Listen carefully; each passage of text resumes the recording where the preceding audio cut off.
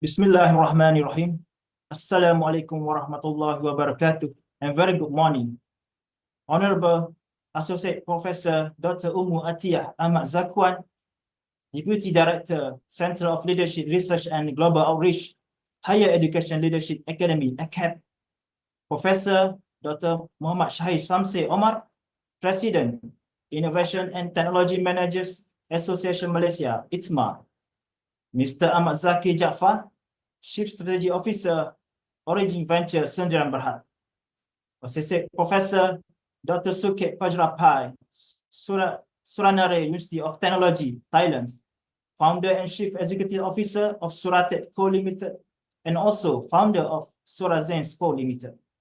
Professor and Senior Technologist Dr. Juliwati binti Muhammad, Senior Director, Research Management and Innovation Center, RMIC, University Malaysia Kelantan. University representative in Malaysia and across Southern Asian nation, honorable guests and participants from across the nation who join us today.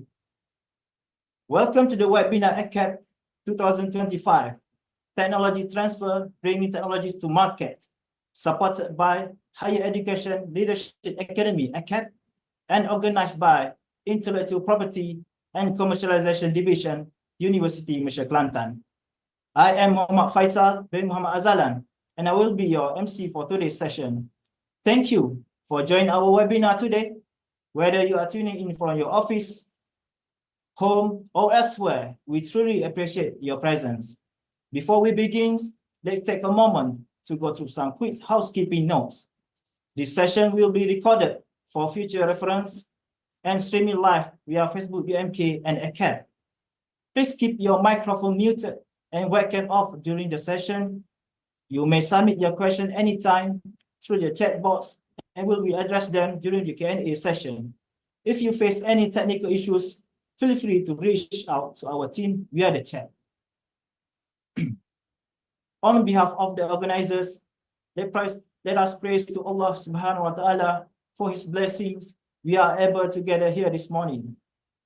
To bless our program today, I would like to call upon Mr. Muhammad Nafis Jofri bin Roslan to lead the Dua recitation with pleasure. Please welcome. Thank you, Mr. Faisal. Al-Fatiha.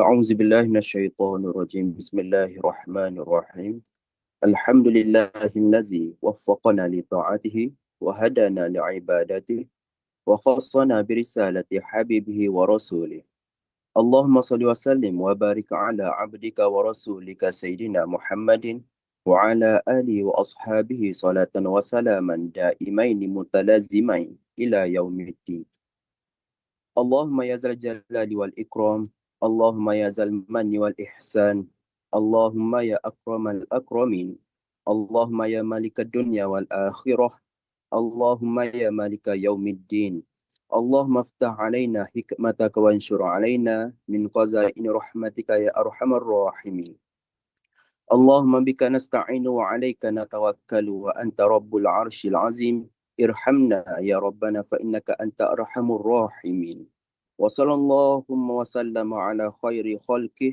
محمد وعلى آله وأصحابه أجمعين والحمد لله رب العالمين. Amin, amin, ya Rabbal Alamin. Thank you, Mr. Muhammad Nafis Jofri bin Roslan, for his willingness to lead our dua. Distinguished guests, ladies and gentlemen, public universities play a crucial role in advancing knowledge and innovation. They are a hub of research and development, producing groundbreaking technologies and high-tech concepts that have the potential to transform industry and improve society. However, despite their significant contributions to innovations, public universities often face challenges when commercializing their high-tech concepts. Common issues in commercialization in universities are lack of industry collaboration. Limited partnership with industry can hinder the development and application of research innovation. intellectual property challenges, unclear policies, and disputes over IP ownership between researchers and institutions can delay commercialization. Funding gaps. Insufficient funding for early stage development makes it hard to bring research from lab to the market. Limited entrepreneurial culture. Some universities lack support systems like incubators, mentors, and training for researchers to turn ideas into viable products or businesses. And last but not least, regulatory and bureaucratic hurdles. Length approval processes and complex administrative procedures can slow down commercialization efforts. Therefore, the objective of this program today is to strengthening the commercialization ecosystem at universities in preparatory programs toward the commercialization of innovative products, which include training sessions and funds or capital for agencies and industries. The second is to provide guidance to participants regarding opportunities to obtain innovation and commercialization funds from governments, agencies, and industry. The third is to help participants to know more clearly about the procedures and process of product commercialization. Now, let us move on to the highlight of today's event. I am honored to introduce our prominent panelists. Our first panel is Professor Dr. Muhammad Shahid Samsi Omar, President at Innovation and Technology Managers Association Malaysia, ITMA. And the second panel, Mr. Ahmad Zaki Jaafar, Chief Strategy Officer at Origin Ventures Sdn Bhd. And the third is Associate Professor Dr. Sukit Pojrapai from Suranare University of Technology, Thailand, Founder and Chief Executive Officer of Suratek Co Limited and also founder of Surazen Co Limited. Welcome to all of our panelists. And also not to forget our moderator, Professor in Senior Technologist Dr. Julie Juliwati binti Muhammad, Senior Director, Research Management and Innovation Center, RMIC, University Malaysia Kelantan. Before I pass the baton, let me introduce a little bit about our moderator. Professor in Senior Technologist Dr. Julie Juliwati binti Muhammad obtained her first Bachelor of Material Engineering in 2001 and Master of Science in Material Engineering Composites. She completed his doctorate from University Science Malaysia in 2008 in the area ceramic engineering. Currently, she is a professor at Faculty of Bioengineering and Technology, UMK Gili Campus. She has been appointed as the Director at Intellectual Property and Commercialization Division from 2019 to 2022. As professional memberships, she is a registered professional engineer under Board of Engineer Malaysia, Institute of Engineer Malaysia. She has published extensively in the area of advanced ceramics, electroceramic materials such as dielectric, piezoelectric, and also traditional ceramic such as mambong, pottery, singora, roof tile. She has published more than 100 journals. Her recent projects have focused on development of CCTO materials that has high impact to be used as supercapacitor due to its giant dielectric constant behavior. Her impressive background, both in research and academia, landed her several prestigious awards, which includes gold medal in ITEX, Pachita, MTE, and some other competition. She has achieved more than 20 awards in innovation competition. She is currently the Director, Research Management and Innovation Center, Deputy Vice Chancellor Office, Research and Innovation, University Malaysia Kelantan. Without further ado, let's welcome Professor and Senior Technologist Dr. Julie Juliwati binti Muhammad to begin the session. Welcome, Prof.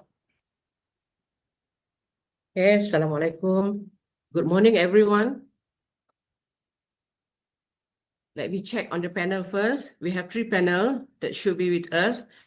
We have Prof. Shahid, Cik Zakir, you can see on the screen, and we have Dr. Bon Sutkat from Thailand. So thanks, Mr. Faisal, our MC for today. Very good morning again, sir. Okay, so I'm going to be your moderator today. So welcome to the Forum on Technology Transfer, The title today is about the technology transfer, that bringing technologies to the market, because we know nowadays everyone keep talking about the commercialization ecosystem.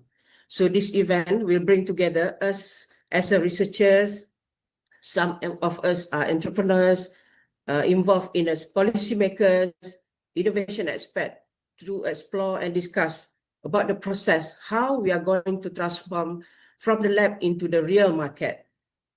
So Mr. Faisal has mentioned about the introduction of what about this forum it should be. Thank you to ACAP for sponsoring us, okay, award us some financial to organize this event. Thanks to the panel, and we receive a lot of participant registration. Maybe I can highlight a few of them. We have from the Agency Nuclear Malaysia, hi. We have Al-Bukhari International University, Asia Pacific, Ketin, and then also Department of Fisheries, private university, and then also Kementerian Pertahanan Malaysia. Hi, everyone. Veterina also here, KKM, Klinik Pergigian also. And then we have Link Vision Software Solution, because Malacca International College of Science and Technology, MPOB, MIMOS. If we have a look on the screen right now, almost 200 participants. Maybe some of them are coming. We wait for them. And then we have a friend of our public university, UNIZA, UKM, thank you so much, University Malaya, UMK also. And then we have SIRIM.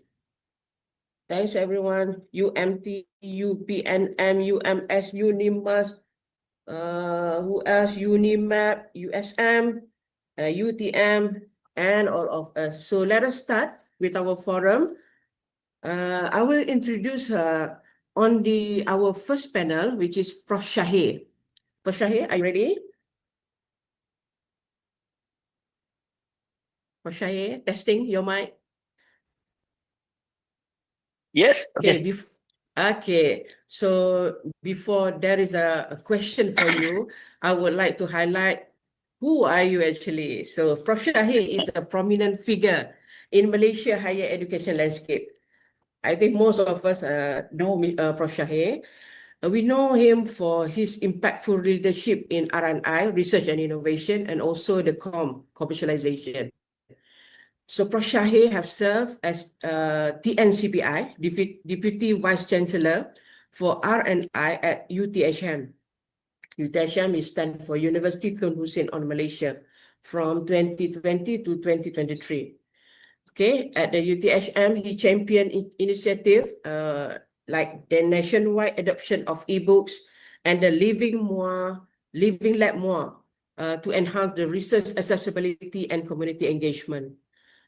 And then originally Prof. Shahir is coming from the UTM. At the UTM, he's a director of the ICC before. Maybe at the other university we call as a Technology Transfer Office, TTO office. So Prof. Shahir played a key role in shaping the national policies on IP, our intellectual properties, the research funding, the commercialization. And then his achievement also include the streamlining research center, introducing the performance-based funding, optimized university spin-off, and also the IP revenue. Okay, Prof. Shahir also Elsevier evangelist and national advisor for our Mohe initiative, like Myra and HICOE. UMK also called for Shahir to consult on us on a HICOE application. Then right now, Prof. Shahir is a president of ITMA. So what is ITMA? Maybe we can ask him later. And also an adjunct professor at UUM, UIA, and also UCSI. So Prof. Shahir, this is the first question for this forum. Maybe after 2 or 3 questions for each panel, maybe we can open to the floor because this is the event for all of us, not only for the panel and moderator. We should open to the floor for ask the question. Okay, Prof. Shahir, can you share with us your contribution while you are holding a position as a ICC director at UTM? and also the TNCPI at UTHM. So how and what is your role in helping our innovation product to reach to the real market? From the lab goes to the real market. So maybe you can highlight the achievement that have been obtained in terms of we are focusing on the commercialization ecosystem. Okay, Prof. Shahir, the mic is yours. Okay, thank you, Bro Julie, for the very warm introduction. And quite flattering. Even I didn't remember everything that you said. So, thank you for that. I actually prepared some content, some slide just to highlight the outcome that you asked just now. A lot of people know that me myself is a strong proponent for entrepreneurship, startup and spin-off. So if you ask me what is my biggest contribution, what have I done? Actually, it's not me doing it. It's our colleagues. There are many of our colleagues who are very talented, very entrepreneurial. So what I did was simply opening up the opportunities. Yeah, they have the opportunities because at the end of the day, you're gonna have to have people who have the grit and the energy and they have the right entrepreneurial ethos for them to strive. So you have the person, but the system is not there, and the system is not there. So we introduce a lot of things. So why we introduce this? Maybe the secretariat can share the slide so that we will show you the reason why. So I'll continue while waiting for them. So at the end of every spectrum, so we talked about RDC and I. Okay. Then you have the E, you have the entrepreneurship. So every aim of innovation is always towards pushing it of certain value to the In 800 meters, industry. take the So I exit to a just route under for the the garage. few slides, I just want to talk about mandates. Mandate. So this is the most recent mandate, KL20, where Malaysia is pushing for a startup ecosystem roadmap through Rafizi, through Rafizi. So through Ministry of Economics, they have push and not really push. They have emboldened, try to improve it to make it stronger. Next slide, please. So since the KL20, this is quite recent for the past 2 years. Okay, next slide, please.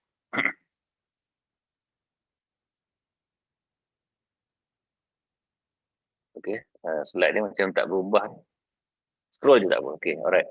So this is the last slide was 2021 mandate. Tapi talking about commercialization, commercialization in university or GRI, Government Research Institute, the mandate is already there. If you look at you can zoom you can pinch your screen and zoom.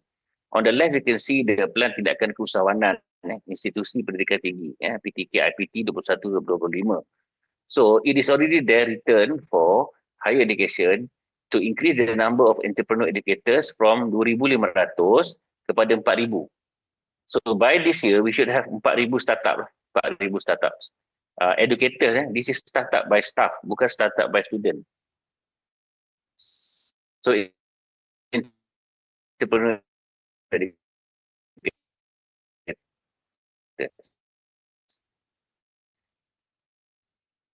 So you have to get NEP, National Sorry, bro. Entrepreneurship Policy, and they want to take the R&D update. They want to develop market-friendly industry. You can see on the right, 25% of educators in professional practice pathway means that they are deriving revenue from their expertise. Okay, and then if you look at the orange book, there is a criteria where you have to have a 30% minimum weightage for evaluation in the criteria of the teaching pathway that attributed to innovation, conversation, or entrepreneurial activity. So there are universities ready for this. For example, UMK, known for the entrepreneurial university.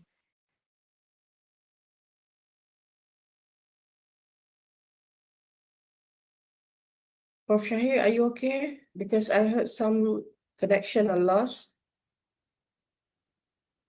Everybody is hearing Prof. Shahir?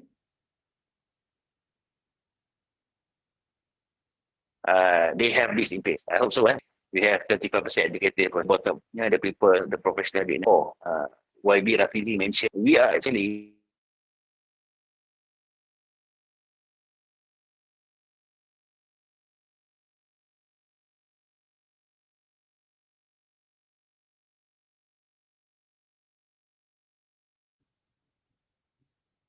I think we lost Prof. Shahir.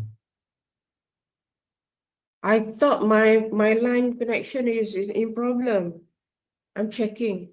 Prof. Shahir, yeah? Cik Zaki? Maybe we lost him. Yeah, Prof. We lost him.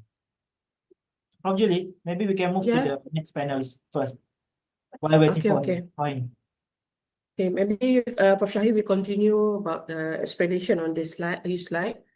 So, Cik Zaki, our second panel, I'll move to you first. This is a little bit intro on Cik Zaki, our second panel. Cik Ahmad Zakir bin Datuk Wira Jaafar, hi Cik Zaki, is a highly experienced and certified technology transfer professional, RTTP. We are quite familiar with this term, the technology transfer professional, with over 30 years in the field, blending expertise in venture capital, IP, and startup development. So currently, you are with Origin.com, a regional venture capital firm. So Cik Zaki has expanded his influence across Asia after serving in key role at TMB, right Cik Zaki? Tenaga Nasional Berhad, Yeah, Prof. and leading the commercialization effort at top Malaysian universities, including UPM and also UM. So Cik Zaki has mentored so many startups, almost 300 startups through university incubators like UPM InnoHub, UM's UMDT accelerators, and UKM Inno Accelerate, helping them to secure over 5 million in funding. This is very interesting. Maybe some of us can ask Cik Zaki the question based on the funding. Okay, Cik Zaki also a certified Lean Stack Level 3 coach. So he developed structured startup training module. Cik Zaki has a startup training module that has shaped Malaysian innovation ecosystem. So Cik Zaki himself is also an entrepreneur, having founded Flash Job, a gig staffing platform, and co-founded 1901 hot dog franchise.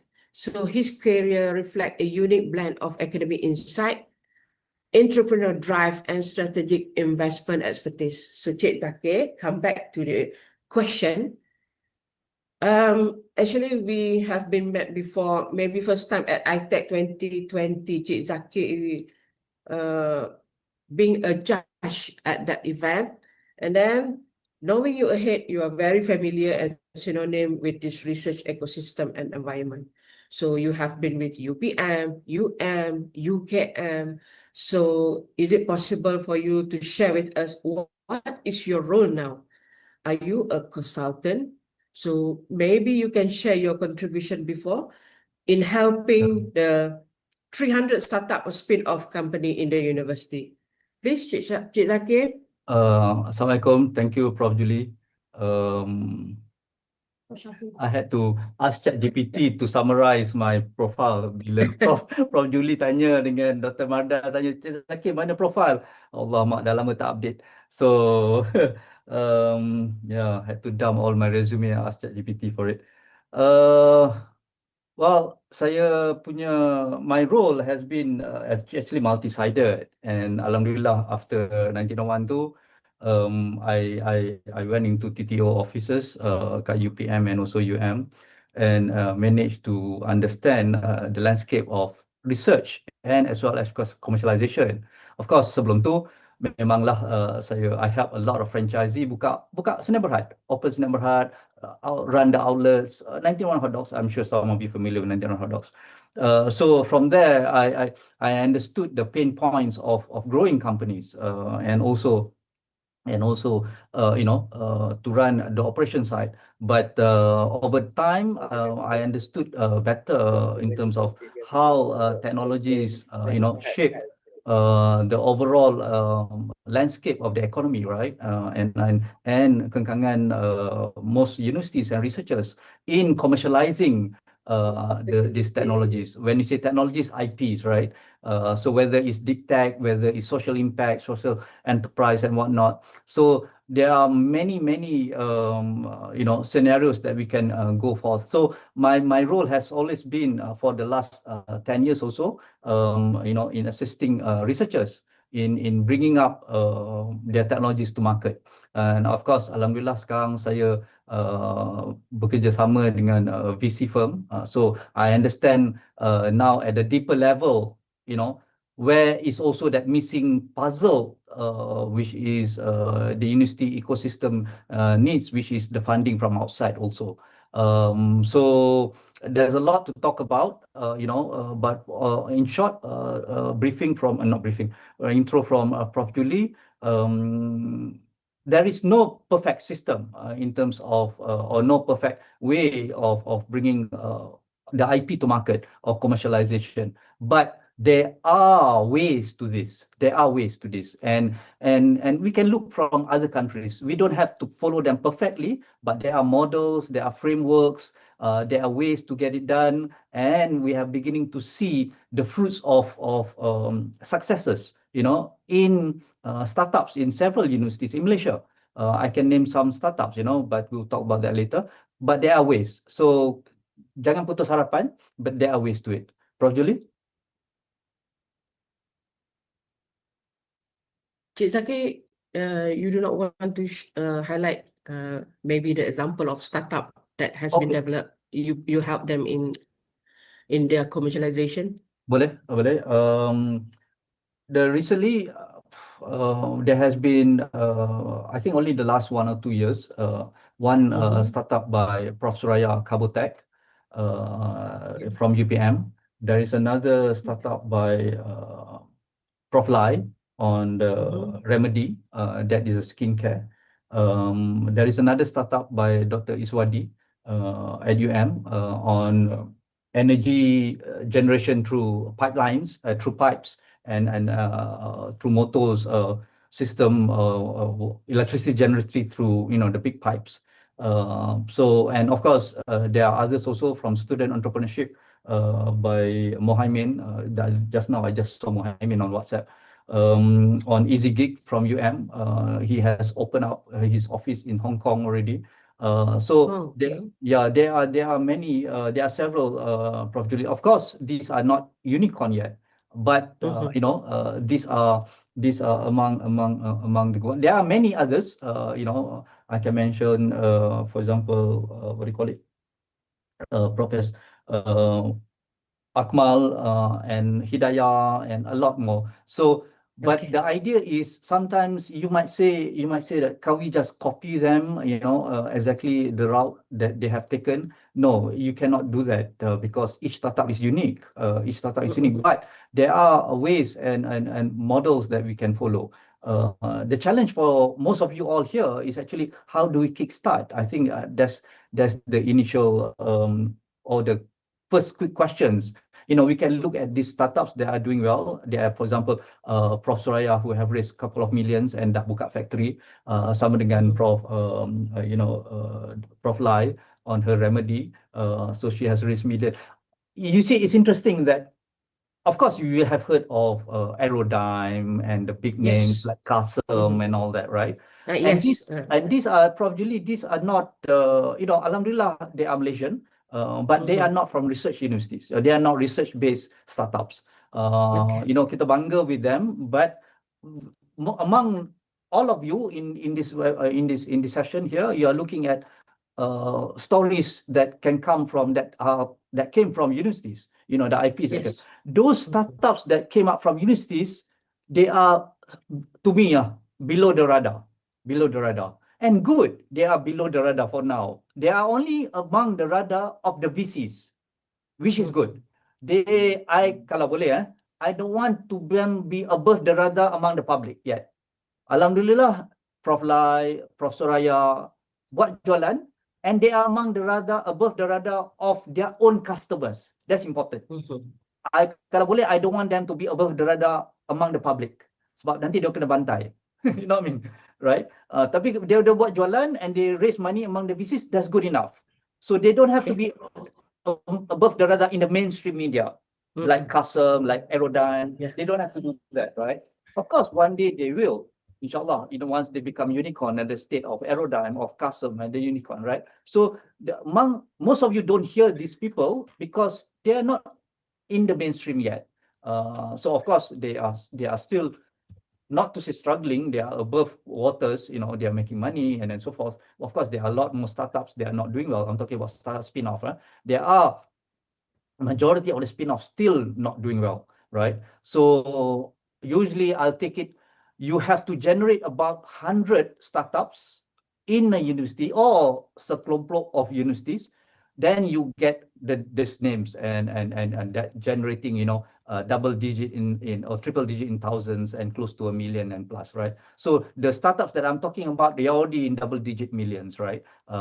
So they're doing that, or at least triple digit in the thousands, right? So there are some out there probably, yeah. Okay, thank you, Zakir. Like you mentioned before, there must be a starting point for us to get started. So same with you, MK. Our experience is quite new in this commercialization ecosystem.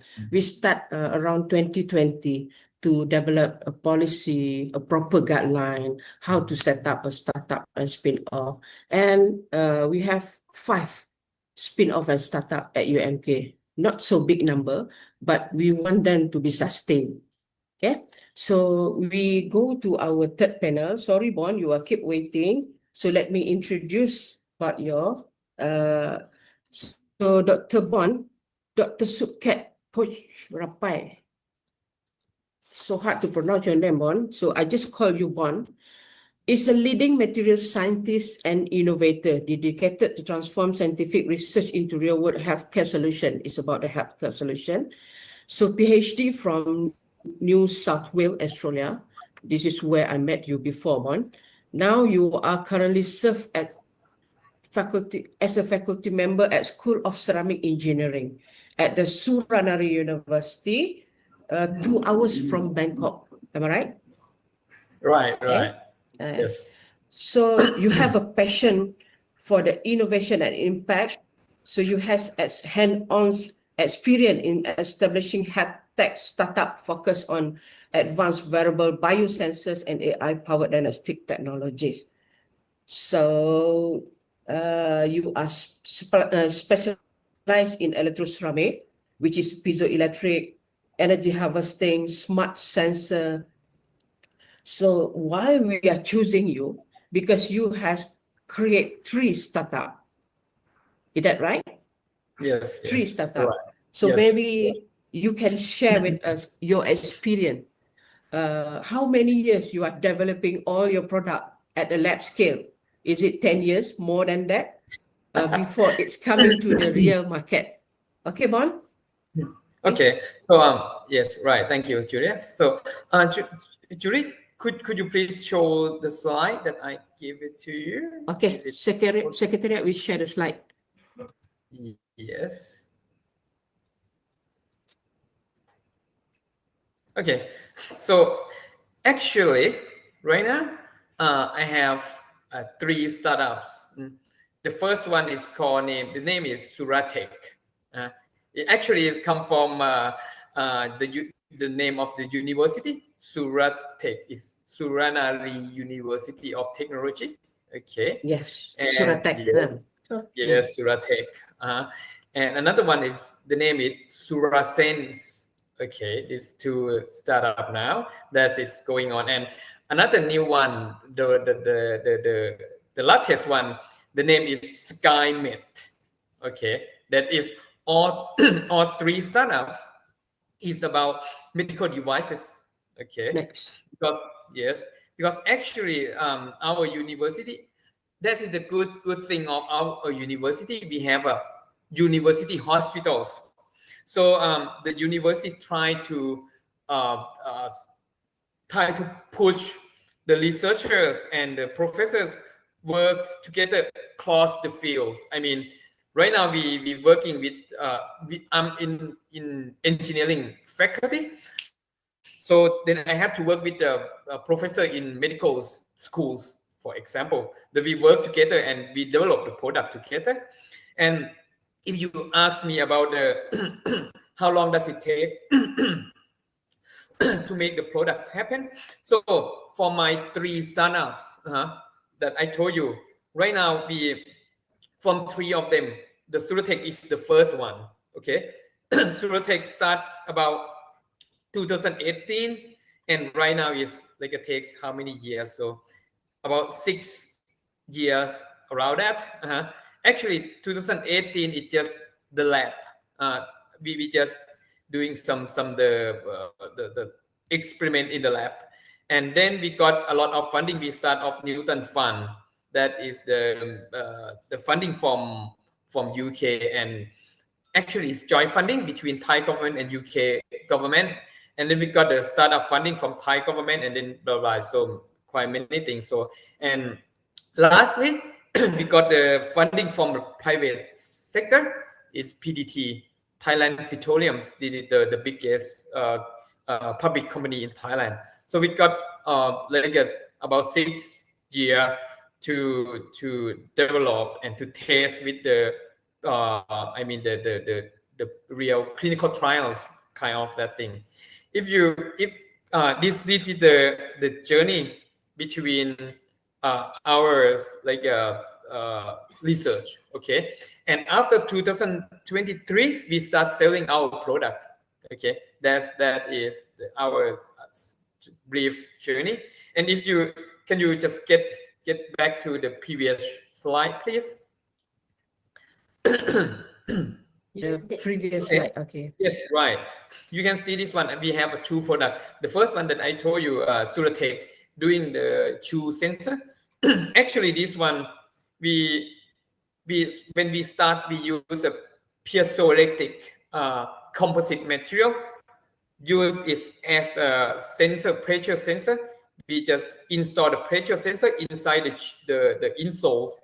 And when you walk and when you stand, we can detect your pressure distribution and the gait pattern of your walking.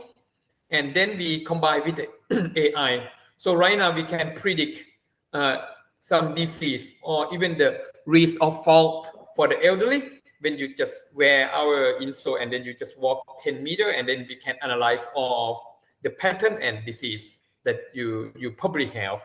That is the first one. And the second one, Surasense, this one is quite, I think it's very, how to say, it's a,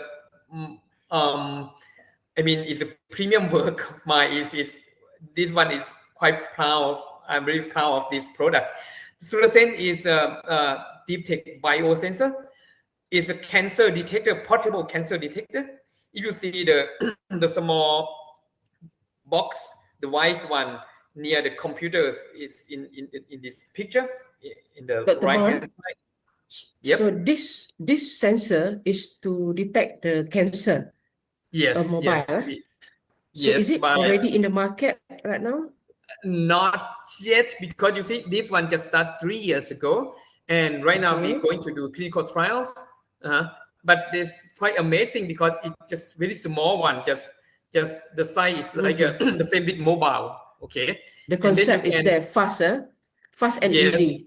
Yes, fast and easy. Like 30 minutes, you can use this one, but you have to use with the blood, the patient blood anyway. But yeah, we right now we have some publication out of this one. First one we detect COVID-19, and the second one we detect prostate cancer. And right now we doing for lung cancer, because lung cancer is very high patients, high number of patients in Thailand because of pollution. So everything like increasing, the number of the patients increasing. So we try to make this one to help a lot of people, and we can make it much more cheaper than the current technology that they use. For example, they use PCR, right? That's the thing. So we yes, right now we're going to do a clinical trials for for this startup. And all of these startup, we already have a patent. We do in Thailand patent and international one as well. So this is the thing that we going on, and we try to collaborate with many countries. For example, we collaborate with Australia, Taiwan, and India. India is really potential market. There is a lot of passion and high population. And the next step, I would like to go to collaborate with you guys in Malaysia. So that's the thing I'm attending this. Yes, and another startup is, the name is SkyMed, SKAIMED. SkyMed is that for SkyMed is a very new one. Just start like about 6-7 months ago. We using piezoelectric material for the stroke detection, but that is still under development, under R&D. So I cannot say much about that, but it will Okay. open We and show understand. very soon. Yeah. But the basic composition is from piezoelectric. Yes, right. Okay. Yes, and Because- Surasen, actually we use some piezoelectrics as well, but for right now for Suratech right now we don't use piezoelectric anymore. We use another pressure sensor, but yeah, it's still working very well. Yep. Okay. Bon, so do you have any support from the government? Is this any special fund for you to develop this product? Okay, can you move to the second slide? Okay, you can see this is our attempts. Like we try a lot. First one, we got the funding from Thai government and UK government, Newton Fund, we in 2018. That's quite yes, it is quite good grant. So we collaborate with Southampton University and Cairnfield University at the first time, and then when we finish the first phase, we actually when we finish the first phase, we fail. Actually, it's not successful anyway. But the thing is, we have to continue doing that. Don't stop. Have to try more. And it fail, but if you fail, you have to start quickly. Okay, after you fail, and then we develop a new thing, and then we get more funding from Thai government. That's the name is TED Fund. Okay. That this funding is for especially for startup, the deep tech startup in Thailand. That is about 2020, around that time, 2020 or 2019. Yes. So actually, the Thai government, they start that the TED Fund, the funding is about 2 million baht. That for startup in Thailand, I'm not sure you have to 2 million baht maybe divide by 2 million, 200,000 maybe divided by 10 normally. Yes. That for startup in Thailand, we start with that one for TED Fund. After that, we got another small funding from Thai government, and if you see that one, NRCT, that is like kind of the national research, Thai research government. So we get that fund about 5 million baht. That about what 500,000, right? 500,000 ringgit. Yeah. That for clinical trials, because we collect the gait pattern from the elderly. At that time, we did the clinical trials. We collect the walking pattern, the gait pattern for the elderly, and use AI to analyze the falls of risk for the elderly. So that is quite a big project. And after that, we present our project to the public companies in Thailand. It's called PTT. I think in PTT you can think about what Petronas, right? In Malaysia you have Petronas. Yes. Yeah, in Thailand it's PTT. Yeah, like a Petronas in Thailand. Yeah, so we got quite big funding from PTT and that develop more application for our startup. So right now, Suratech already like sold a product to the hospital that we have like about 15 hospitals as our customers. Okay. So they Good, good. use our sensor to detect the gait pattern of the patients. Yeah, that Okay. is the current situation. Yes. Thank you, Dr. Bond. Maybe you can get ready for the question that coming from the audience. So we go back to our first panel. Prof. Shahir, are you okay now? Yeah. Okay, I can hear you. No video, just your picture No, on top of if the I open screen. if I open the video, then putus-putus. The Okay, bandwidth. tak apa. It's okay. So you want go back to your first elaboration or just continue with the second Yes. question? Just to finish off the elaboration. Okay, please go. You need the slide. Secretariat, please. Okay, so we go back to this. Let me recap for those who just joined. Can you just go back one slide, because I noticed that there are a new participant now more than 240. 240 ya? Nak tahu. Yeah, 240. So you can see with the launch of Ministry of Economy, Rafizi Ramli launched the KL20 initiative to push startup. I'm a firm believer of empowering individual to become entrepreneurship through the mechanism that we have. So even though Rafizi launched this quite recent, okay, next slide please. We as Kementerian already have this in place 10 years ago. 10 years ago. We have the green book, the purple book, the orange book. We have the Plan Tindakan Kesewanan, you can see there. So we're supposed to have 4,000 lah, 2025, entrepreneurial educator like Dr. Bond. So I think from the 4,000, 1,000 will come from UMK. I think so. So Inshallah. Inshallah. We are moving towards it. Okay. All right. Next slide, please.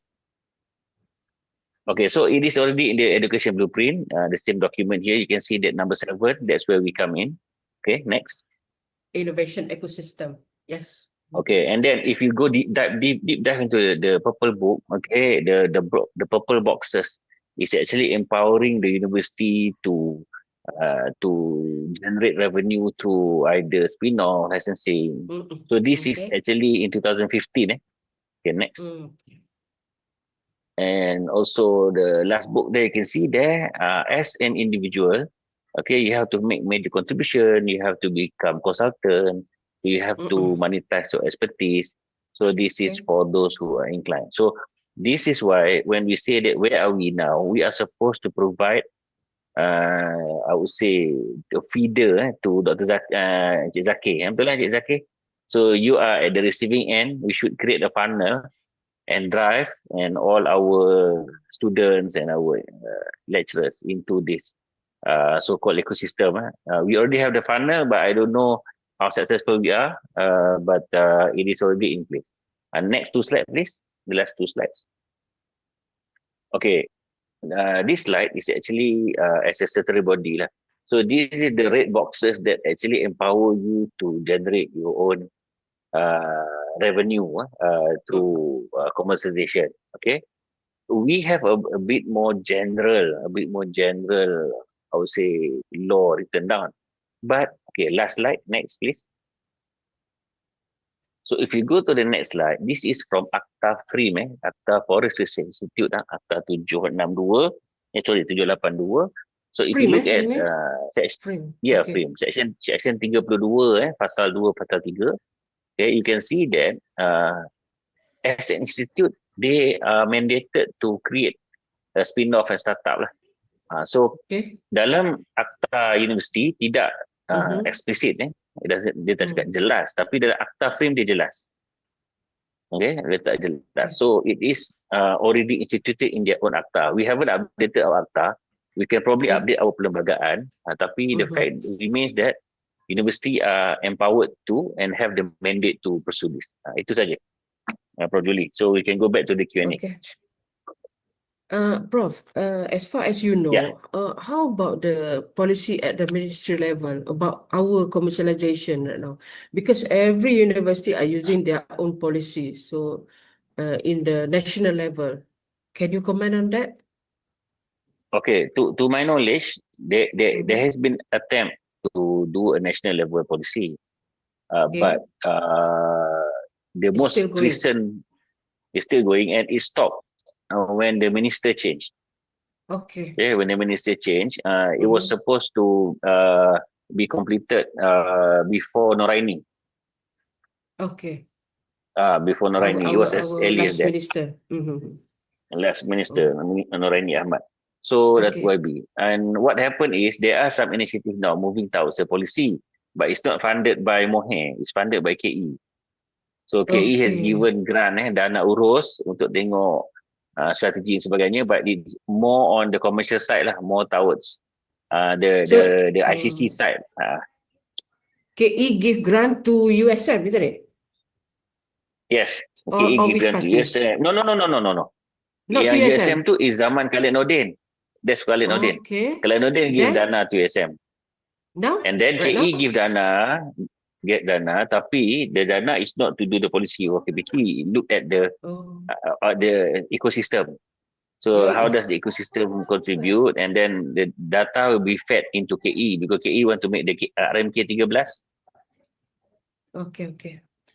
So it's Okay. more about RMK 13. Dr. Mada helped me to. She says that UIA, Dr. Mada, are leading on this policy. The money is coming from the KE. So, Prof. Shahir, because we have one question from the audience. If I can read this question first. Yes.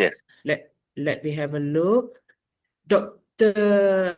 Yung Siu Wai from Mimos. Hi, Doctor. Are you still online? So, to the panelists, actually, this is an open question. What is the business model for project that was funded by the government? So, how sustain the project when the funding assistance is ended? Prof. Shahir ke Cik Zakir is open to you. Prof. Shahir boleh. Prof, repeat the question again, Prof. Okay. Zakir kot sebab ni on the pull factor ni. Okay, saya repeat. What is the business model for project that was funded by the government? And then how sustain the project when the funding assistance is ended? Bila fund tu dah habis, what will be happen to that project? Okay, for example, what kind of project that government funded? I am also trying to banyak government funded ni. Business model ni For example, PRGS. Contoh ni kot, Encik Zakir, PRGS. PRGS, right? PRGS, my Contoh lab. let's say kita take PRGS as contoh. Betul. Okay. Of course, PRGS is a prototype grant, right? And the output of those grant will be the prototype, right? And the question is asking whether sustainability, whether those projects are sustained or not. That is from a perspective, of course, daripada orang luar bertanya, PRGS, whether it can be sustained. Mind you, the grants yang MOHE provided to universities, to all universities, tak semestinya RU, are not meant for commercialization. But there are some up to TRL 9, even that is also not beyond commercialization. Prof. Shahir, Prof. Julie, I'm talking about my lab lah. My lab, again, I don't want to say my role in my lab. So my lab punya grant, it is meant pre-commercialization. So there is no specific MOHE. Correct me if I'm wrong, Prof. Shahir and Prof. Julie, and anybody here. Correct me if I'm wrong. If there is no MOHE grant that is meant for commercialization. That's what I understand. Even my lab is not meant for commercialization because it's pre-commercialization. So only for pre-com, my lab. There is no pre-com. Unless there is one or two grant yang saya tak tahu, yang ada I don't know dekat MOHE ada. I know mostly grant are meant for commercialization. So unless the question is meant for mostly grant, Then how do they sustain what business model? The question is not about all business models supposed to be sustainable because hence it's a business, right? If it's not a model, I mean, if it's not a business model, it shouldn't be sustainable. Then it's just a model. It's not sustainable. But if it's business model, it should be sustainable. There are many businesses. There are many business models. There is no one specific model that I can say that, what do you call it? It's not sustainable or it's not to look out for. You should find out all of the business models that they should be sustainable. That's the question is whether that particular entity lingkup ke tak lingkup ya at the end of the day, right? So the idea if Mosti give a grant to I'm talking about Mosti grant, again, not MOH grant. If Mosti give a grant to a startup or to a group of people from university towards commercialization, I am sure the panelists is confident that that business or that group will be sustainable. At the end of the day, of course, anything can happen. If beyond them, then it didn't become sustainable, right? So to answer the question, it's not about asking which business model, is actually is asking whether the approved grant that you've been given to should be a sustainable business model. Prof. Julie, I hope I answered that. Okay. Yeah. Dr. Yong is here or not? If you want to add anything else? Is it Cik Zaki answer your question? Okay. Thank you, Prof. Do you mean the business model, is it funded by the government or other investors are coming in? Is it in terms of that?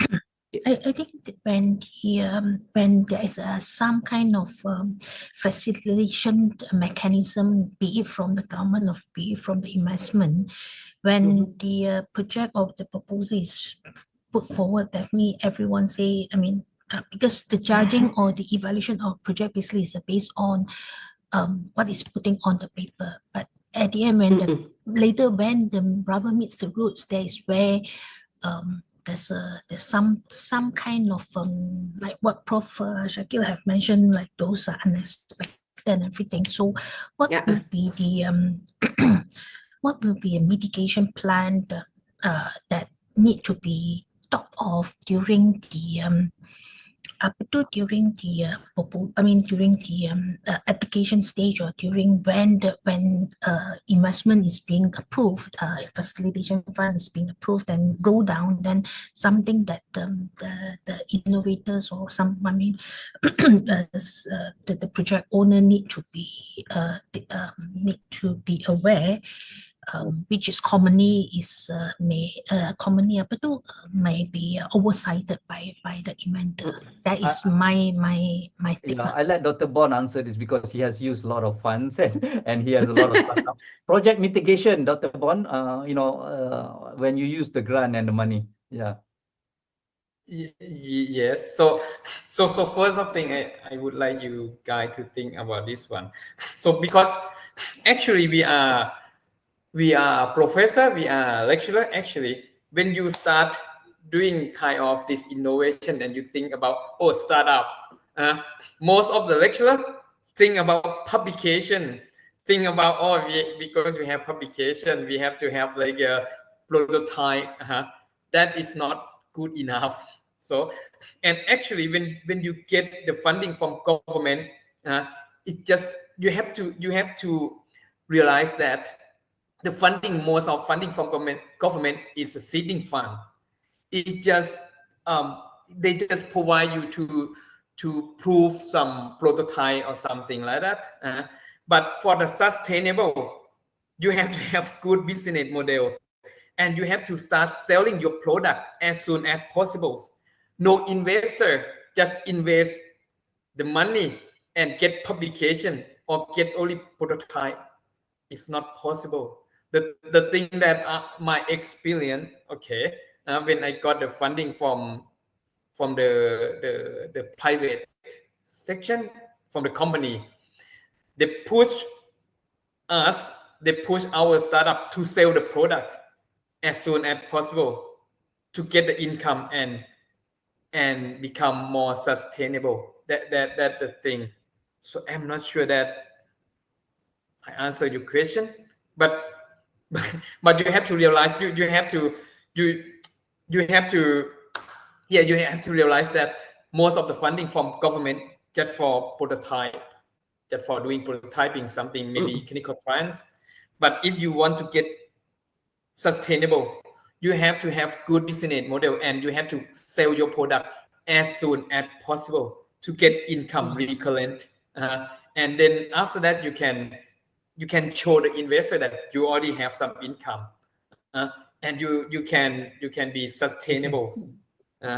And in Thailand, actually, right now, there are some government agency. They provide the funding for the beyond the early stage. We call market expansion. Okay, the government gives this funding for the startup that already have some sales, or they can sell some product already, and then government just help them to expand the market. They push more money. But this for can be, we can say, like a round or beyond the seeding round already. So you have to think about the level of your innovation or your product or your startup. So, yep. Okay. Okay, Prof. Shahir, want to add? Yep. Please, Prof. Shahir. Okay. Dr. Yong, Mimos. Okay, so Mimos falls under DRI because in Malaysia you have two major entities lah doing research. One is DRI and one is university. And university even you have the RU and non-RU. Okay, so the mitigation, the risk management usually university ni jujur Bro Julie boleh betulkan saya. Okay. Universiti sebenarnya kadang-kadang dia they don't care actually. They don't care. All the boss there, the bendahari, whatnot, they care. They want the royalty, want the revenue, want the income. Okay. But moving forward, all the risk, university doesn't want. University doesn't want the risk. So they want all the upside lah, but never the downside. So in order to do that, biasanya there's only two strategy lah to move the product out. One is to license it out lah. License it out. For example, I think Dr. Nordini dengan My Lab ada dengan FGV, correct? Ya, betul.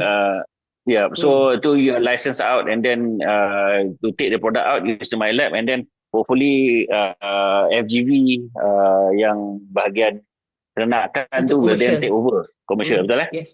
Okay. So either you do that, you let go, but then you still have to let go. The bosses must know that they have to let go. They cannot like, okay, stick control. But if you want to retain control through some kind of bridging lah between industry, between Cik Zakir and myself, for example, you have to have a person lah, which is the entrepreneur. That's why the entrepreneurship model is the most I would say wealthy model. But then you have to manage lah. You have loss and everything whatnot. But still, at the end of the day, if, for example, Dr. Yong Shifai, everybody knows, he left VTM Yes. because he wants to move on. So at the end of the day, all the universities must agree that finally they don't have the control. They can have all the IP they want, they can have all the patent, but they don't have anybody to push it out. Okay, it won't be going anywhere lah. So you have to have Yong Shifai, you have to have Dr. Nordini. You have to Dr. have Mariani. Ya, apa ni? You punya kenaf yang famous ke ni? Bayu Kenaf. Dr. Mariana. Bayu Kenaf. So all these individual must be empowered to move forward to bring the product out. If you don't have this, ICC biasanya they don't have the manpower, the energy, and also the expertise to buat benda ni. Because they have to cover the whole university. Yep. Okay, that's my addition, Prof. Some of the researchers also did not have sufficient time for them to do a business work. Maybe the first route is via licensing. Just give to the entity that can enhance and fast the commercialization process. So that is the model that we use. Some of us develop the spin-off to run the business on our own, like Dr. Nurul Huda on the cosmetic. And then through the licensing, Dr. Mariana the biocanal, because the sale has reached up over than 3 million. So there is a very fast track within less than 1 year. Okay, so maybe we can move. We have a lot of questions on the panel. We have Dr. Hafiz. Dr. Hafiz from UIA. Dr. Hafiz, are you there? Dr. Hafiz, mana soalan Dr. Hafiz tadi? What Maybe is you the can just read the question? question lah. Maybe you can just read the question. Okay. Cik Zaki, how can we move from the grant entrepreneur mindset? Maksudnya become entrepreneur because of the incoming grant. Cik Zaki, can you? How do we move that mindset? Mhm. I would say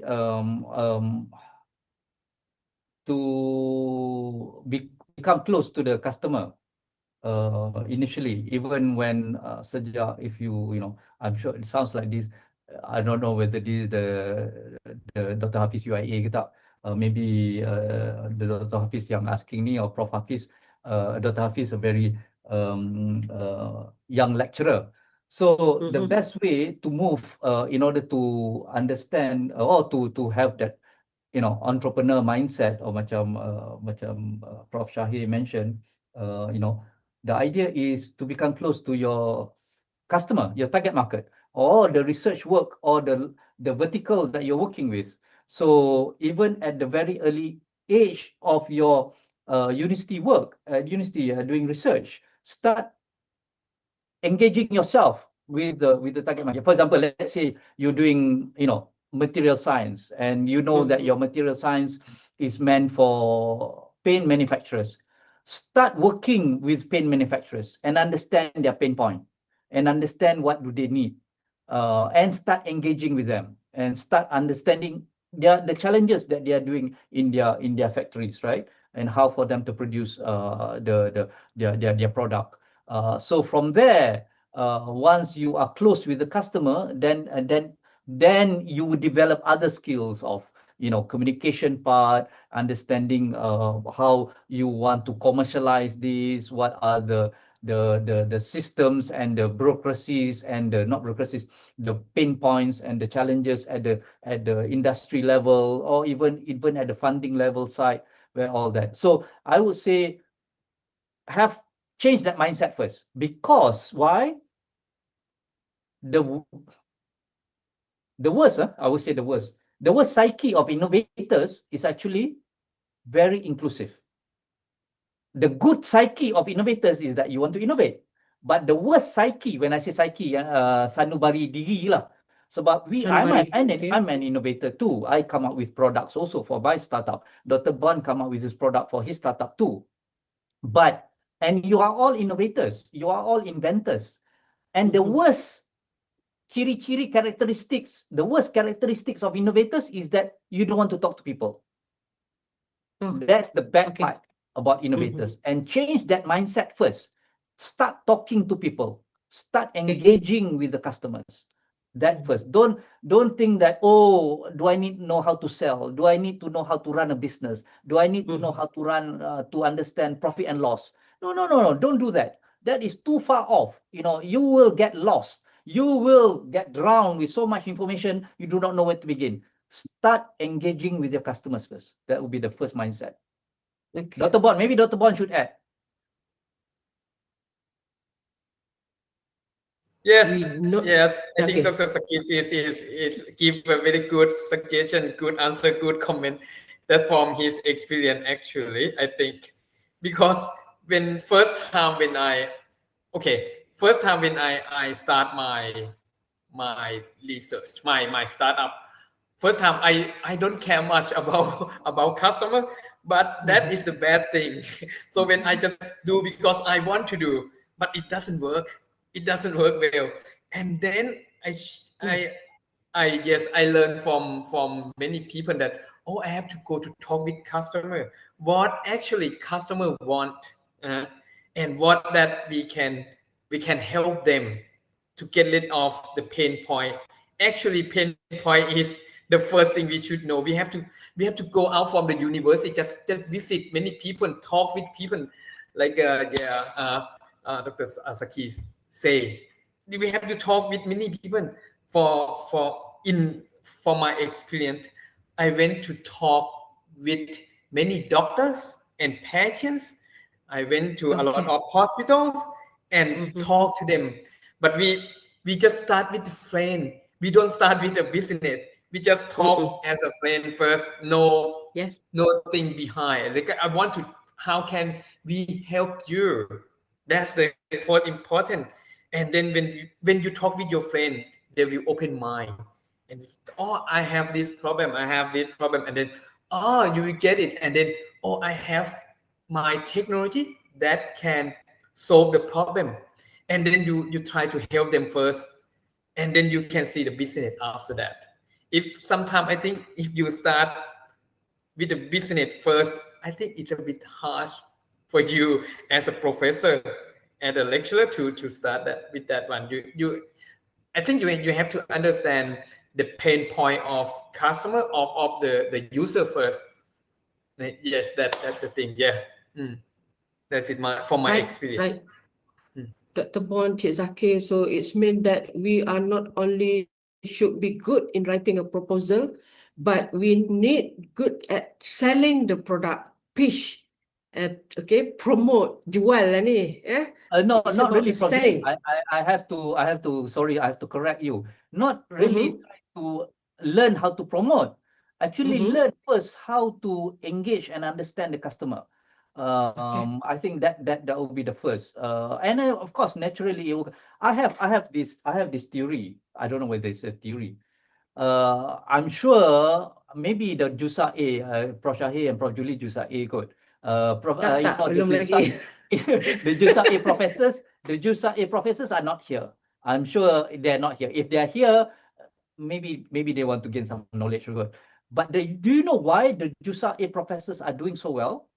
It is because they know the need of their target market. And over the years, they have worked with the industry early on. Of course, the Jusa A professors, they are committee member of one company. They are a board director of another company. They are NGOs of member of NGOs of another NGO, right? They have so many tentacles with their octopus. As an octopus, they are in so many tentacles, right? They are in so many places, these Jusa A professors, right?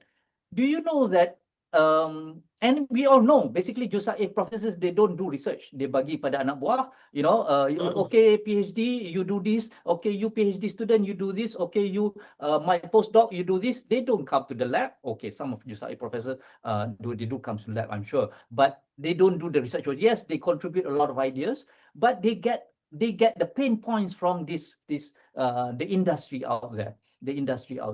And I have a slide. I hope you don't mind. Dr. Manda, can you share my slide? This is where I think you can shortcut this. The slide is still showing Henry Ford. I have this slide. Whenever I show to the researchers, of this slide and trying to understand the perspective of where you are coming from. I'm sure you all have seen this slide, right? Henry Ford came up with a Model T, is all black color, and of course the picture above there is his later model, bigger size, but the car, the Model T car is the standard, the one, the bottom right picture. And somebody asked him, this is a famous quote in the internet. If he was asked what his customers wanted, they would have said faster horses. Now, actually, this quotation doesn't help. This quotation doesn't help, meaning that, are you saying that I had to guess what they wanted? What would the customers of my Henry Ford Educator, the car wanted? This quotation doesn't help, means that you are sort of guessing actually. But this is similar to what I'm trying to get to Henry. Of course, when he was successful, he was already like 60 plus, 70 plus years old. Dia dah ganyot lah by then. Dah tua bangka dah tua lah. Similar to the concept of what I'm trying to say of JUSA A professors, you know. The JUSA A professors probably will come up with this kind of quotation. If I ask what they wanted, they probably, you know, the paint manufacturer industry would have said something else, right? But let me break this down. Can you go to the next slide, please? Now, this quotation, actually, I have two parts. One is the soft skill, and the other, number two, is a technical skill. Let's look at the technical skill first. Now, do you know that actually Henry Ford didn't invent cars? When Henry Ford came up with Ford, Mercedes-Benz, and if I'm not mistaken, another brand, I think BMW could. But Mercedes-Benz, 2 years before Henry Ford came out, they already invented cars. They already came out with cars in Europe. So technical skill, it wasn't his strength. Actually, his strength was mass production in the factory. If you read his autobiography, he got angry, or he instituted a policy. Nobody in his factory to eat potatoes, the carbohydrates, because people go to sleep, because division of labor, right? The metal will move on the assembly line. You will hammer, and then another person will hammer, another person will do something else. So they don't want people to sleep. He was good in mass production, right? So actually, you all good in technical skills. So you all researchers, you all know what is biotech, you all know what is engineering. You know, Prof. Julie is expert in certain areas, right? So technical skill is not a problem. The problem is number one, the soft skill. Okay, the soft skill is where I was trying to get at, trying to learn from what is the need of the customer. And actually, you can shortcut this, and you can jump becoming JUSA A if you want, JUSA A professor, by understanding the customer. And I put it here is customer discovery lah. Discover the customer. You can Google. There's a lot of documentation. What is customer discovery out there? What is the techniques of customer discovery? Of course, I teach that dalam my accelerator lah. Prof. Julie tahu kan? Prof. Syahir tahu. I teach this extensively with startups on customer discovery and how to discover the need of the market for an idea. Even though you have biotech, not necessarily. Most of the time, the idea of your biotech is wrong because you haven't really discovered. So what he's saying is that actually what Henry Ford is saying, aku dah hidup lama. I'm old enough, 70 years old, that I can read people. What he's saying is that the economy is moving so fast that in his years now is also so fast that people want to go from point A to point B quickly. Hence, I built the car. I didn't build the horse, I built the car. So I know what the customers want. That's what he's saying. I don't need to ask the customer because I've lived long enough. Of course, most of you are not as old as Henry Ford, but you can shortcut this. You don't have to live to 70 years old. You can discover the customer within 5 years, 3 years, or even, and understand that you can become Henry Ford or JUSA A professor. Okay lah, itu dah soal lah, Prof. Julie. Panjang pula cakap. Okay. Faham.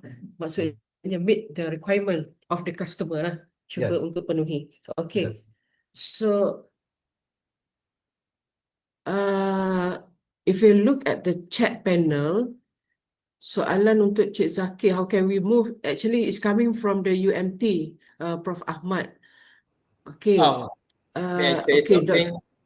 May I say something? Yes. Actually, Saki is he write about the customer. He said that very right, very correct from my experience. I think not only listen the customer, you have to hear what is actually they need, they want it inside, something the customer or the user don't know actually what the thing that they want, but they have a problem. That's the thing that we have to find out how to solve the problem. We have to understand. Yes, that's very important. Yes, I agree with him. Yes, right. Okay, Bon, back to you too. Dr. Hafiz. Dr. Hafiz is from our public university, one of the public university. So how Thailand Fund? I can see in the message you have answered the question. How Thailand Fund from fundamental to startup you want to elaborate on this? From fundamental step to startup, how is the support from the Thailand government? You off your mic, Bon? We cannot hear you. Sorry. Okay, actually for we call seeding fund, actually, there are a lot of seeding fund in Thailand, even from the Thai government or even from the university itself. But the seeding fund is just very small amount of the grants, like maybe 100,000 baht. That is about what 10,000 ringgit maybe. Yes, that's allowed of that one. It's very initial state, not that much seeding fund, and it's very easy to get as well. But the thing is, after that, what how can you like be survive? I mean, your startup or your project will be survive after that. So you have to think beyond that. Seeding fund just for maybe just proof of concept, or just most of them for proof of concept. I'm not sure about in Malaysia. Maybe there are a lot of seeding fund as well, but in Thailand quite a lot. But very small amount of the money. Yes. Okay. Okay. In terms of proving proof of concept, we have PRTS, then we have MyLab. That is from our ministry. Okay. MOHE, Higher Education Ministry. And then we have one question from Prof. Zul Fadli. I'm not sure from which institution. Our current government funding scheme, for example, MyIP, CRDF, Fund, is it sufficient and accessible for early stage research commercialization in Malaysia? Maybe Prof. Shahir can answer this. Funding scheme from our government. Funding scheme. Okay, right. Macam ni. Okay. If you look at the funding scheme in general, secara umum, in general, there is no funding scheme that funds end to end. Let's say we took at the TRL frame, TRL 1 sampai TRL 9. Okay, FIGS is different, PIGS is different, SRF is different, AIF is different, TED 1, TED 2, different stages. So, to answer your question, the first basic, tidak ada fund yang fund end to end. 1 to 9 tak ada. Okay, establish that. Okay, lepas tu, every fund ni, dia serve not the interest of the invention. Dia serve the interest of the KPI of the funder. You kena ingat. Okay. So, bila KPI funder, macam contoh FIGS, kenapa ada FIGS di MOHE? Because MOHE wants fundamental research to be done. So, fundamental research, the main output is paper, betul Betul, publication. So, yes. Publication. So, the purpose, because MOHE will report to kerajaan, kata, okay, this is our scholar, this is our publication, this is our ranking. So, yes, you do research, tapi output the paper. So, you're going to have some very basic proof of concept lah, you katakan. At the most pun TRL 4, TRL 5 lah, if you're lucky. Kan? Tapi 2, 3, 4, 4, at the most 5 you're lucky, depends on bidang. So, to answer your question betul-betul, no. Any funding yang ada memang tak cukup untuk buat to commercialization. No, tak ada. Because there's only one reason. There's only one reason kenapa dia tak cukup. Because of reason of scale. Macam Cik Zaki cakap tadi, you can prove it in the lab, you can buat ni, tapi to talk to the client, to get enough money so that orang bayar you, people pay you enough so that you can roll the money, do the rolling, and then fund the product again. For example, the production cost, etc. You need to scale because you takkan jual, bio kenal berapa? 3 juta within setahun. 3 juta lebih. 3 juta lebih setahun. 8 months. So dia punya cost dia rendah kan? Daun kenal murah je kan? Yes, but yang mahalnya formulation lah. The technology No, itu pun tak mahal because you pakai T dia, T format dia. Yang mahal is your outreach, you punya marketing mahal betul? Okay, mungkin. Mungkin lah. Tapi no, you because dia tak ada pre-processing, dia tak teruk. Dia macam daun T celup dalam air kan? Okay. Then yes. Betul. Okay, so High cost so dia with dekat that, promotion. Promotion. Okay. So every stages of funding is to serve different purpose. So commercialization is to serve the scaling purpose. So scaling dia tak cukup untuk dapat 3 juta dalam masa setahun lebih tu, kalau you guna grant, tak ada grant yang akan bagi you to get that scale. So the answer lah. So you have to go to fully commercial because then the money is yours lah. Because at the end of the day, the one paying for your product is not the government but the client lah, the end user yang testimoni Betul. ramai-ramai, saya kurus kan. Ya. Jom projek ni ada tak? Ada tak? Saya pun nak minum juga lah. Boleh. Nanti order PM to P. Alright. Okay. Okay. Just to add the promotion, UMK has one product of biokenaf made from kenaf leaf. A special formulation. Sekretariat tunjuklah slide sekretariat dekat tu. Tak ada nak cari. Sekretariat tak ada ni. nak cari. Just Rugi. to promote. We have how many audience? 240 here. Jadi dah banyak testimony, a good testimony. They can reduce the cholesterol, apa lagi? Blood sugar level, semuanya maintain lah. Okay. Then we continue with the question. Masih lagi the audience, question from the audience. From Dr. Lin, from UPNM. Thank you, Dr. Lin. What is the best practice to sell the product? Macam mana kita nak jual produk and how you manage to get the buyer? Who want to answer this question? Cik Zakir, Bon, Pak Syahir? Bon Practice. Bon. Bon has managed to sell products. Okay. Bon. The best practice to sell the product. From my experience, actually, I'm not a salesperson, but from my experience, I start with the be friend with my user first. So actually, let's say my right now the product that I already sold is the insole sensor, that Suratech one. So the product is B2B. So I sell the product to the hospitals. So the user is the doctors in the hospital. So the first thing is I start make friend with doctor, because actually we as a lecturer we are in a good position because we have a network. My university has a hospital, right?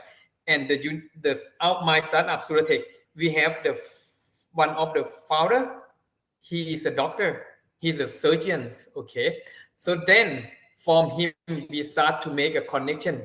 We start to make a network with the doctor in another hospitals, and we try to attend the conference. That I think the thing that you guys already really good at is attending the conference. You're attending the conference that organized by medical schools, and then after that you try to make friends. You talk with people and try to understand the pain point. Okay, for example, for myself, I attend the conference that organized by orthopedics doctors or the rehabilitation doctor, because my product be used to analyze the gait or walking pattern, or for the rehabilitation after surgery, after patient get surgery. So that's the thing. So we try to approach, we try to make friends with all of these doctor, orthopedic and rehabilitation. Then we try to know what are the pain points, and talk with them with a friend, and then we start to provide the solution. We can start with give the product to let them to try first and get the feedback, kind of that thing. And then the second thing is, in Thailand that I told you, when we have some customer, we can find the grant for the market expansion. So kind of that thing, we can get some grant from the investor. After we have a potential customer, then we start to get this funding after that. But anyway, to get to start selling product, you have to go and talk with your target customer and be their friend first, not approach them as a salesman. I think that is not quite work for me. I think because like you see, if you see a salesman many times, you think about that and don't want to talk with them. But if you see your friend, you want to talk with them, you want to consult them about your problem. I have this problem. Can you help us to solve this problem? Then yes, I think we can try to help you this problem. And yeah, that start with friend first. I think. Okay, that is my from my Okay, experience. thanks, Dr. Bond. That is your experience, but I can share with you, Dr. Lin today. Dr. Lin from UPNN, what we do at UMK, one of our best practice, I think, is to get linked with the industry that quite popular in their business. For example, like Hanan Medispa, maybe. Do you heard about this, Dr. Lin? Hana Medispa around Malaysia, they have a lot of outlet. And then we get connected to the founder, and then we have a product. We sell to them, consignment. They buy the product from us and they distribute, they do the marketing, they do the selling. This is a good practice for us to approach. This is one example from our UMK practice. Okay. So next question to the panelists is again from Dr. Yung. Why does the value of death continue to persist across the... Tak nampak ni, sekejap. Apa ni, Dr. Mada? Across the board, especially technology industry, despite ongoing support and funding initiative. Siapa nak jawab? Prof. Syahir? Value of death. Let Prof. Syahir. Yang ni Prof. Syahir punya expert ni, value of death ni. Ke Cik Zakir? Prof, I want to hear Prof's perspective also. Prof. Syahir? Prof. Syahir? Kenapa value of death continue to persist across the board, especially technology industry? Cik Zakir lah. Continue.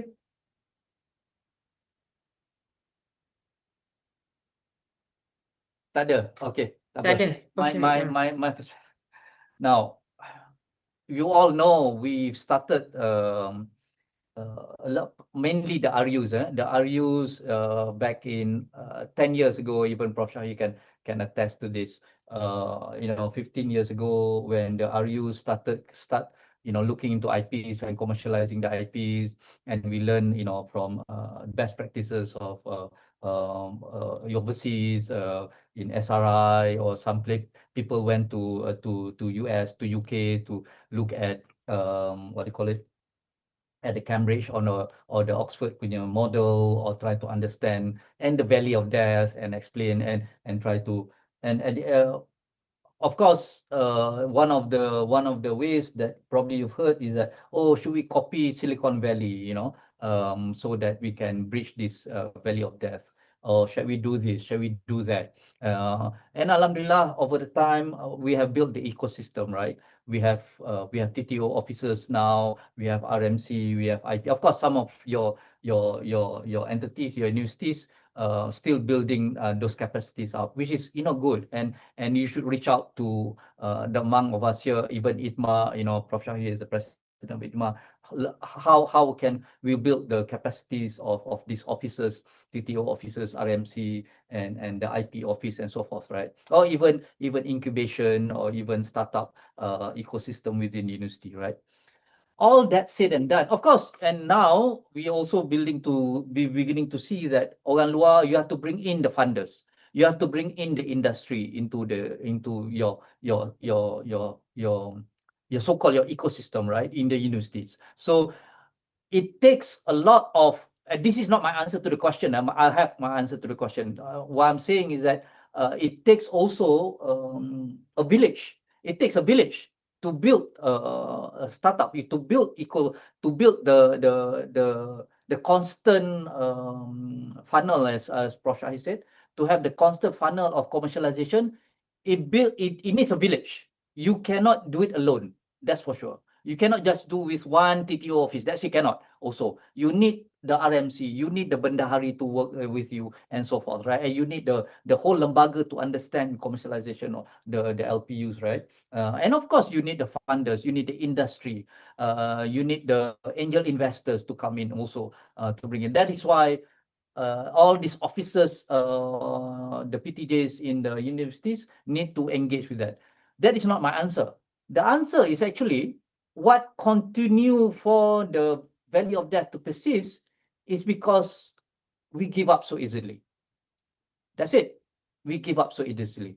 And most of us don't want to continue pursuing it. And whether it's licensing or whether it's startup commercialization or whether it's a spin-off, you give up easily. And then you say, that's it, it's too hard for me. And let me go back to teaching. Well and fine if you want to do that, right? But if you decide, I'm going to do research and I'm doing and my licensing is my route, and I'm not going to do a spin-off, I'm not going to do a startup, I'm not going to open a company, okay, stick to that strategy. Do a research and license it out.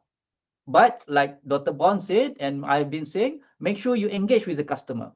If your strategy from early on, I want to do research, and I want to become a startup, I want to be rich like Dr. Bond, and I want to have spin-off, that is a strategy. Stick to that strategy. Don't give up. Do not give up. You know why it's easy for you not to give up compared to others?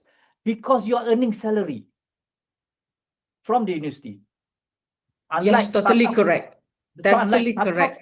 Unlike startups, they are eating Maggi noodles. They're eating ramen out there. You heard of the story, right? The startup founders who are not earning salary, they don't have money. But you guys, you all are earning salary. Comfortable. Don't give up in commercialization. Because, what I'm going to hit this, and it's going to hit straight to your heart. You are doing this because you want the society to benefit. You want the earth. Do you want humanity to benefit from your research, right? Don't give up. And the only way for the society to benefit at large scale, mass, is commercialization. There is no other way. There is no other way. If you think that commercialization is not the route for mass humanity benefit, you are wrong, because you are only going to have small number of people is going to benefit. You have to commercialize this. You have to have an entity, whether you commercialize to a neighborhood to license it, or whether you have create your own. Let's say you need to have entity to so that others will benefit to bring this out. So don't give up. That is why value of death persists, because you give up too soon. We are building the ecosystem. We have all the, of course, it's still continuously building the ecosystem, right? But the main focus is you. Don't give up. Okay, Prof? Okay, Cik Zaki. Bond, you want to add something about the value of death? Wow, You know this very well. Very inspiring. Very inspiring. Yes, yes, totally correct. Actually, our startup Tarikh almost died many times, many times. Sometime like actually we have a full-time staff, about 4-5 staffs here, and like sometime like a long time ago, we even have only the cash flow for only 2 months. That is, we're going to screw up for sure. But the thing is, all founder still confident, still be confident in the product, and still be confident in the team. So they say, no, we won't give up. Yes, that's the thing. So we won't give up. Yes, and that when the time come, all the founder like they chip in, they input more money for the startup, and actually most of the founder, they are lecturers. Okay, they are professors. but the staff is the student and some researcher that behind them. Okay, and Yeah. some staff have some chairs as well. But anyway, that because we are confident, we believe in our product that it can contribute a lot of benefit for the human. Yes, that's why we still like push it. We still like help each other until we like yes can run the business. But anyway, like we still have to continue fighting on. We can't stop. We have to develop our product. We have to expand the market. We have to do many things for survive. Even right now, Surtech is still like not like a very rich company unicorn. No, we just the small startup. But we know how to expand the market. Right now, we know understand the customer better. We understand better for customer. We understand like what's their pain point and how to fix and how to engage with customer and expand the customer even in Thailand and overseas. That's the thing. And I hope yes, Dr. Saki give very good speech, very good like inspiration for many audience. And I hope that I will have opportunity to collaborate with you guys in Malaysia. Anyway, if I can share my idea, my experience, even collaborate with in terms of the startup is still good. Is still like a yes good opportunity for me and for you guys as well. Yes, thank. Okay, Dr. Bon, because we have Kementerian Kesihatan, our health ministry, representative from them. Maybe they are interested in your product. So, okay, Dr. Bon, Cik Zakir, Prof. Shahir need to leave us because has another appointment. So, only 9 minutes left to 11. So, can we open to the floor, maybe 1 or 2 questions from the audience live? Please, Prof. and Doctor. Before that, while everybody's trying to on the video, I want to show my Okay. my slide. Dr.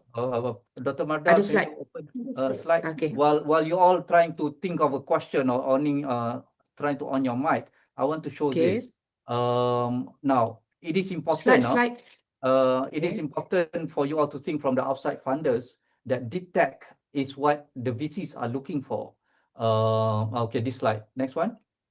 Okay, this slide. Deep tech. Okay. Yeah, deep tech. Of course, there are some of you are not deep tech, right?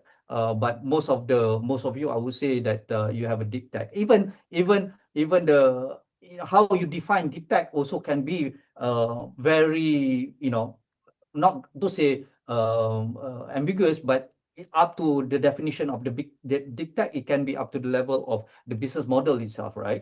But what I'm trying to say is that the VCs out there are getting fed up with the normal startups. When I say normal startups, are the internet startups, right? Lagi-lagi e-commerce, lagi-lagi social media. Not another Uber X, right? But this is a trend. I got this from BCG for your slide from PDF. As you can see, the deep tech has become an established asset, increasing up to even 20% of the total capital, right, of their invested in, and it's on the increase, right, on the increase. Next slide, quickly. So this is just to show that, the type of investment trends when talk about deep tech, right? So in all, up to 2023, 79 billion have invested in deep tech from VCs, right?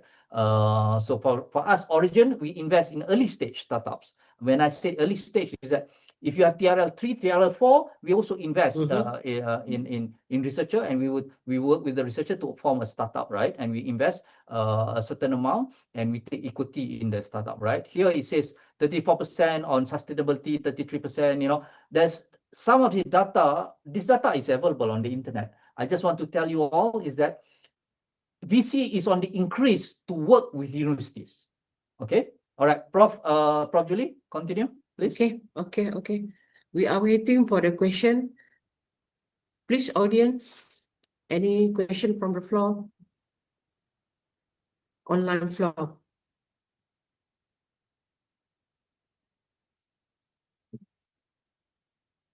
If there is no question, maybe this one is last.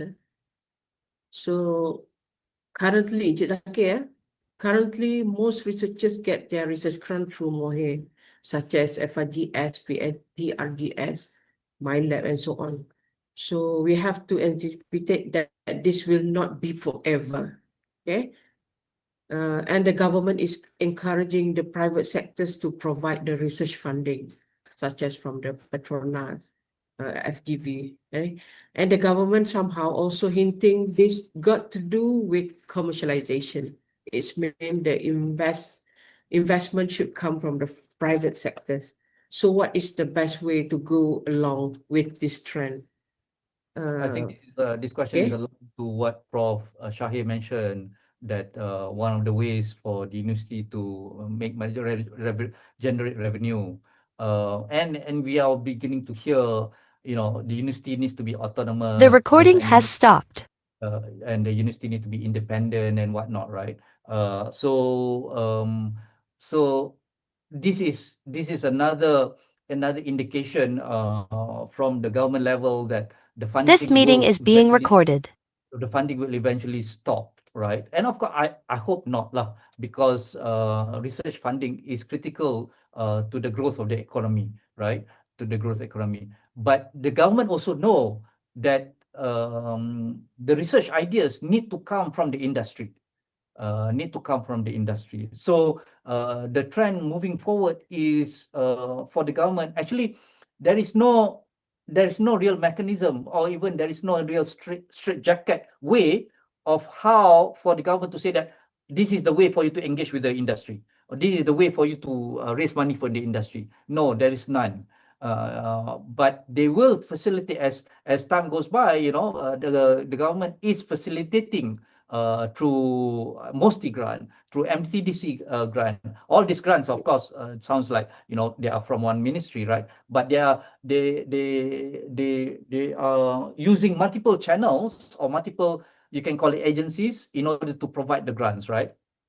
And this is what you should grab, right? And understand that how can you work with the agencies in order to supplement, continuously generate revenue for the university. So the trend will still be on the increase, that there will be no more funding, or there will be very little funding from the university. You have to be prepared up to the level that even your salary needs to be generated from in the future, needs to be generated from how the industry participates with the universities. So you have to prepare up to that level.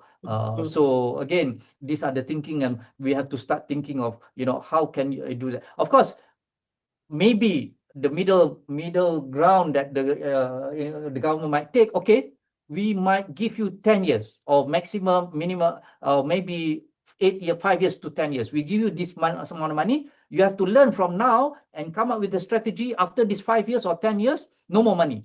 But this is the last of it, right? And you have to come up with a business model. How can you be sustainable for your university or because there will be no more funding from now on, right?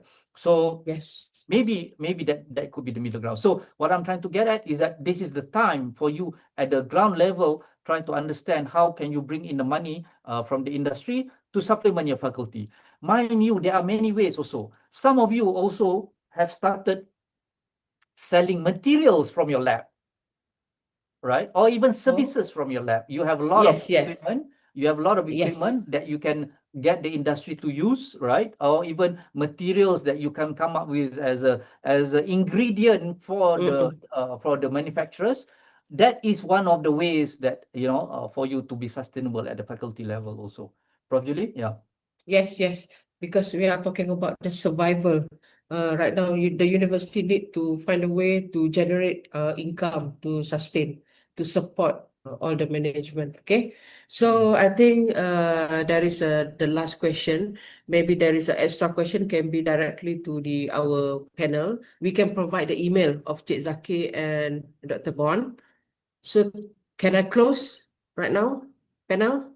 Are you having any more to add, Cik Zaki or Dr. Bond? Anything you want to make as a closing?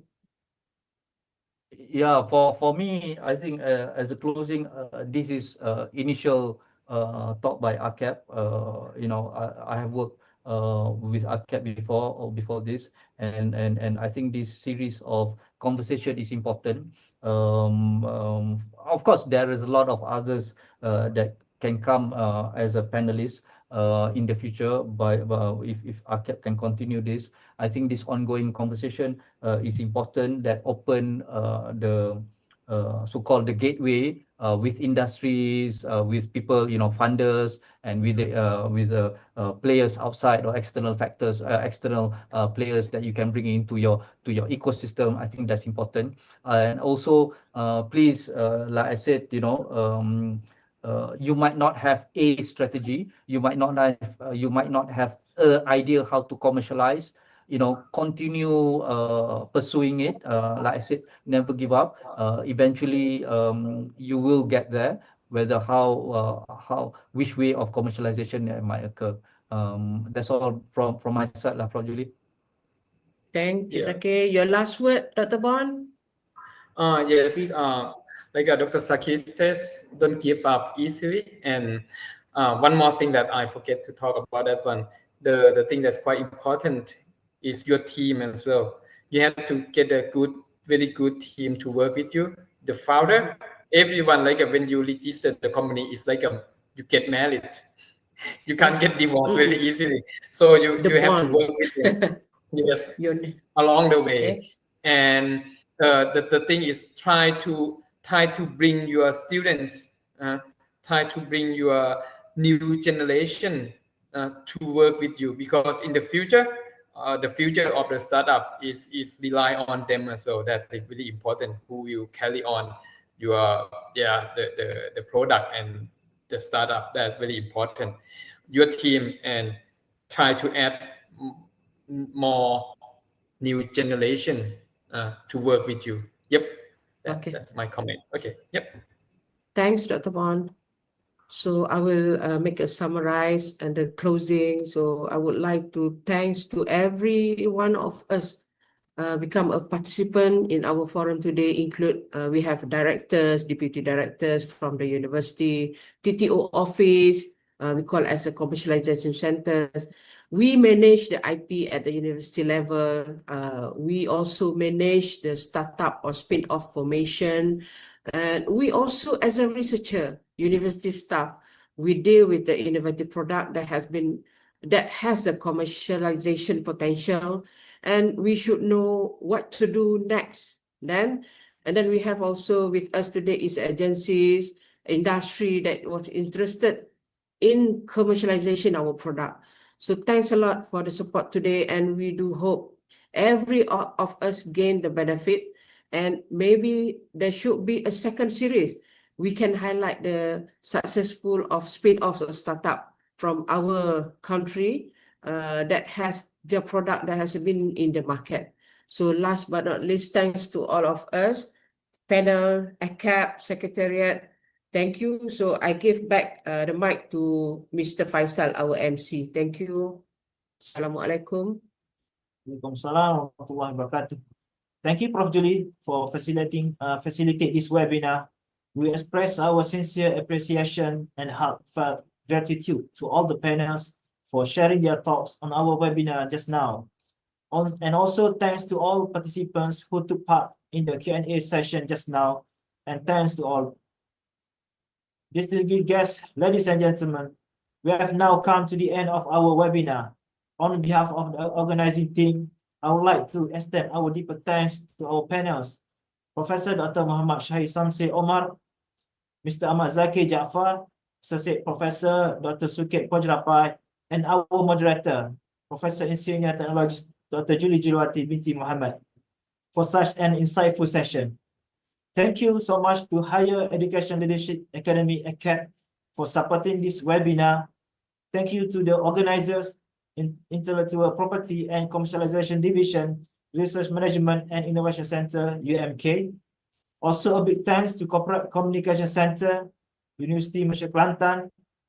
Thank you to all participants from universities, industries, agencies across the nation for your time and engagement. We appreciate your presence and hope you found the session beneficial and enriching. Before we sign off, please take a moment to fill out our short feedback form. Your input means a lot to us. Please note that a certificate of certification will be given after you fill out the feedback form. I would like also to invite all the panels and distinguished and all the guests for a photo session. Please open your webcam.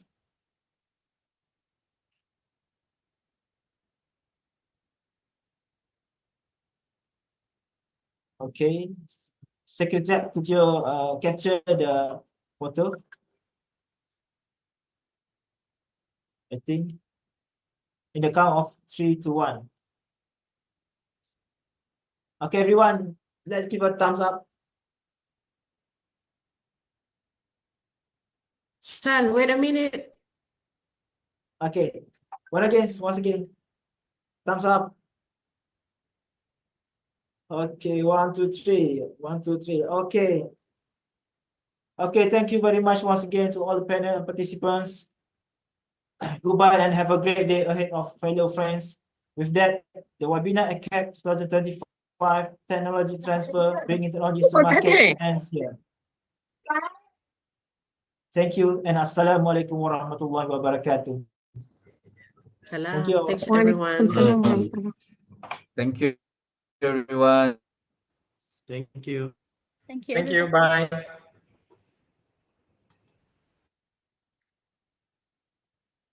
Thank you, everyone. I've left.